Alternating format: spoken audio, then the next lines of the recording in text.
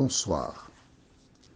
Je te retrouve avec beaucoup de bonheur, une fois de plus, afin que nous puissions ensemble continuer de découvrir à travers la parole la vérité. Rappelle-toi, nous avons vu hier, et le Seigneur ajoutait à l'Église chaque jour ceux qui étaient sauvés. En effet, Dieu qui connaît l'avenir, il permet que celles et ceux qui sont prêts s'endorment dans la foi.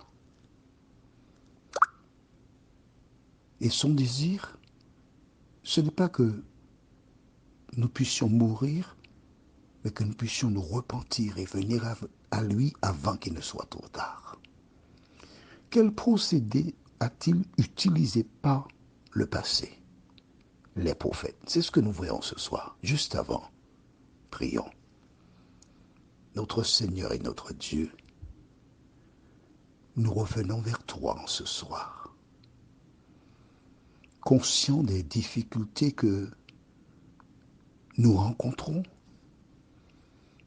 car il existe tant de communautés qui déclarent être l'Église de Dieu que nous ne savons pas où donner la tête. Mais Seigneur, nous venons conscients d'une chose, c'est que celui qui te cherche de tout son cœur te trouve. Alors, Seigneur, merci de nous aider à te trouver. Que le Saint-Esprit continue son œuvre en nous, nous t'en prions. Au nom de Jésus et pour ta gloire éternelle. Amen. Prenons nos Bibles au livre de Matthieu chapitre 23 et nous lisons les versets 34 à 36. Matthieu 23, les versets 34 à 36. C'est Jésus lui-même qui parle.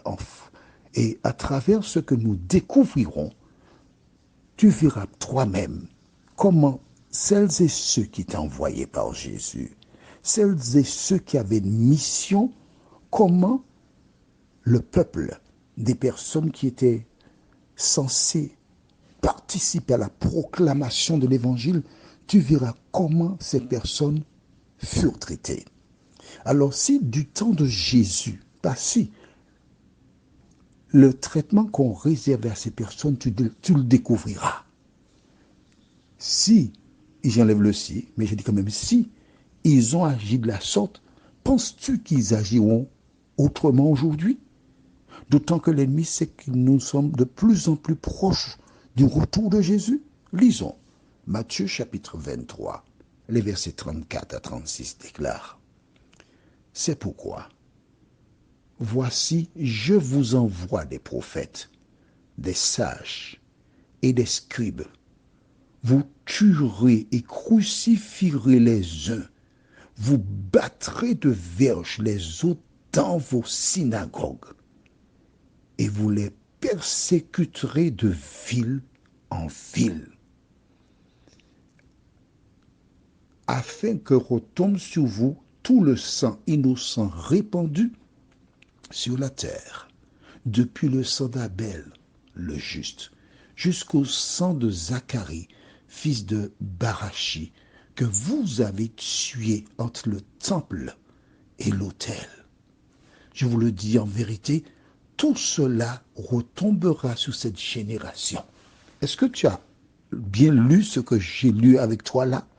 Je rappelle que toutes celles et ceux qui veulent écouter les audios doivent au préalable lire les références, mettre un marque-page, et en même temps que je lis, tu dois lire. Et ainsi, tu ne seras jamais trompé parce que tu lis et tu vois la vérité. Ce n'est pas quelqu'un qui parle, non. C'est Dieu qui parle. Regarde bien, il te dit au verset 34, c'est pourquoi voici, je vous envoie. Donc c'est Dieu. Jésus qui parle là. Mais il dit, je vous envoie. Donc il est Dieu. Je vous envoie des prophètes, des sages, des scribes. Et on pourrait même ajouter, je vous envoie Jean-Claude. Que faites-vous du message? Oh, plusieurs personnes diront, oh, c'est beau, c'est bien. Il explique bien, j'ai reçu ce message il n'y a pas très longtemps de quelqu'un. Ah, il explique très bien, je comprends bien l'évangile. Hein? Oui, mais qu'est-ce que tu fais de ce que tu comprends bien? C'est ça la question. Alors certains, ils comprennent, mais ils restent sur leur position. Que font d'autres?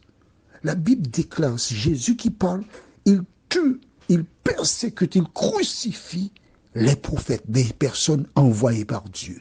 Toi qui m'écoutes, si quelqu'un vient te parler d'une personne qui proclame l'évangile et qu'il te dit des choses négatives sur cette personne, n'oublie pas que cette personne est un agent du diable. Que cherche-t-il? À disqualifier le prédicateur ou la personne que Dieu envoie pour que tu portes attention plus au ragot au lieu de porter attention au message qui te sauve. Jésus l'a dit dans Matthieu 23. Voyons maintenant une démonstration. Et nous allons pour cela dans le livre de 2 Corinthiens, chapitre 11, et nous lisons les versets 21 à 28. Celui qui parle s'appelle Saul de Tarse, devenu Paul. Saul de Tarse, c'est quelqu'un qui persécutait les chrétiens. En fait, il faisait partie d'une, on va dire, une secte ou d'un mouvement. Et ces personnes-là, mandatées par le diable, cherchaient à détruire la foi chrétienne. Et étant jeune, on lui a dit que c'est faux, que Jésus, c'est pas vrai, sur les disciples qui ont volé son corps, etc. Il a fait confiance aux plus âgés. Sauf que jour, il se rendait sur la route de Damas et soudain, il a été ébloui par une lumière. Et une fois, lui a dit, Saul, Saul, pourquoi me persécutes-tu? Lui surpris, dit, mais qui es-tu, Seigneur? Parce que cette manifestation ne pouvait être que celle du Seigneur. Et la voix lui répondit, je suis Jésus que tu persécutes. Jusque-là, Saul de Tarse pensait être dans le vrai. Jusqu'à ce soir, peut-être, toi, tu pensais être dans le vrai. Mais à la lumière de ce que tu entends de la parole de Dieu, tu as des doutes. Que dois-tu faire? Saul de Tarse posa une question à Jésus. Seigneur, que veux-tu que je fasse? Et c'est la même question que tu dois poser au Saint-Esprit. Saint-Esprit, que dois-je faire de la connaissance que j'ai de la vérité? Il te dira. Tu vois, je ne te dis rien. C'est lui qui te dira. Devenu maintenant un prédicateur pour Dieu, qu'a-t-il vécu? Lisons au livre de Actes des Apôtres, 2 Corinthiens 11. Il faut suivre avec moi. 2 Corinthiens 11, et nous lisons les versets 21 à 28. Voilà ce qu'il dit. J'ai honte de le dire, nous avons montré de la faiblesse. Cependant, tout ce que peut oser quelqu'un, je parle en insensé, moi aussi je l'ose. Sont-ils hébreux? Moi aussi. Sont-ils israélites? Moi aussi. Sont-ils de la postérité d'Abraham? Moi aussi. Sont-ils ministres de Christ? Je parle en homme qui extravague. Je le suis plus encore par des travaux, bien plus par les coups, bien plus par les emprisonnements, bien plus souvent en danger de mort. 5 fois, j'ai reçu des Juifs 40 coups moins 1. 3 fois, j'ai été battu de verge. 1 fois, j'ai été lapidé.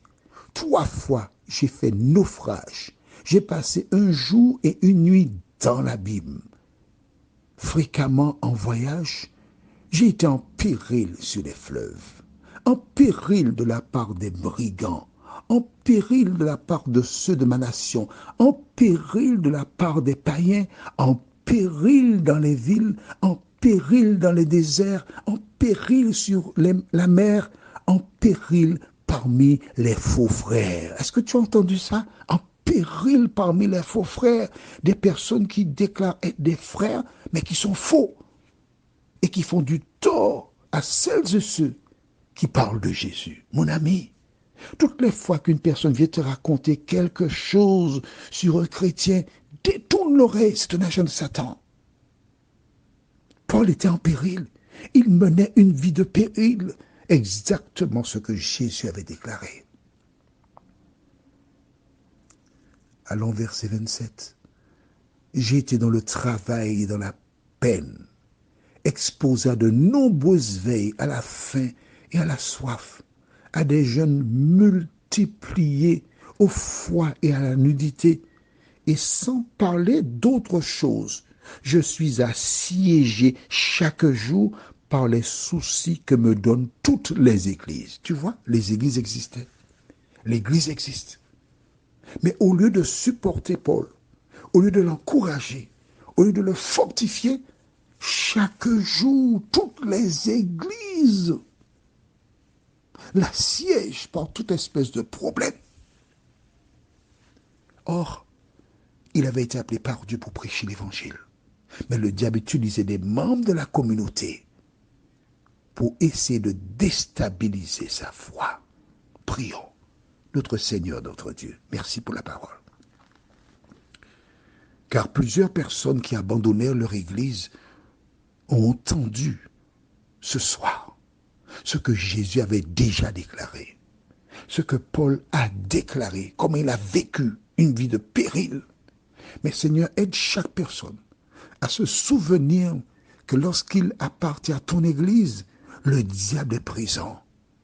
Jésus avait une église de 12 disciples, plus d'autres personnes qui vinrent plus tard. Aucun des 12 n'était converti. Pire, Judas, le trésorier de l'église, a vendu Jésus. Seigneur, de nous aider à nous rappeler de toutes ces expériences, afin de ne laisser quiconque nous détourner de la foi, mais que nous puissions marcher selon la parole, nous t'en prions, au nom de Jésus et pour ta gloire éternelle. Amen.